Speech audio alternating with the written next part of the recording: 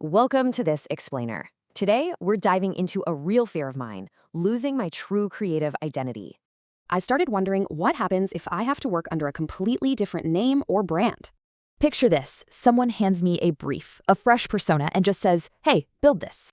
It really hit me. Do I actually know my own narrative identity well enough to pull that off? Could I step into someone else's world without completely losing myself in it? Honestly, it's terrifying. The raw, honest answer I had to give myself was, well, I'm not sure I do. Not yet. That's exactly why the narrative framework I'm building is essentially my deeply personal answer to this question.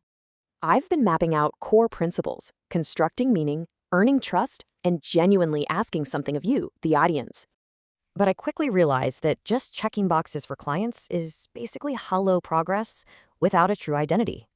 These principles, they're me figuring out how I fundamentally process stories from the inside out.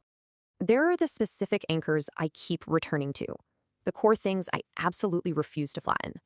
And then it clicked. My true signature isn't a specific tone or format, it's an orientation.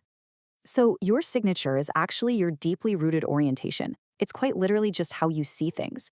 Think about a professional photographer. It's the perfect analogy to really understand this kind of orientation. Even when shooting for a big brand, they never lose their unique personal eye for finding the light. The client's brief changes all the time, right? But the photographer's core vision, that always persists. I want that exact kind of persistent vision, even when I'm stepping into someone else's world. But look, building a personal identity isn't just about knowing your own story inside and out. It's about replacing that hollow progress with a deep understanding of how you interpret everyone else's story. You have to be grounded enough to leave a mark that is recognizably yours, even invisibly. I might not be there entirely yet, but just naming this goal completely changes my approach. So how do we get there? We keep building, treating principles as questions about how we actually see. Because at the end of the day, your true signature develops in the doing, never before. So when a new context strips everything else away, what is your persistent way of seeing?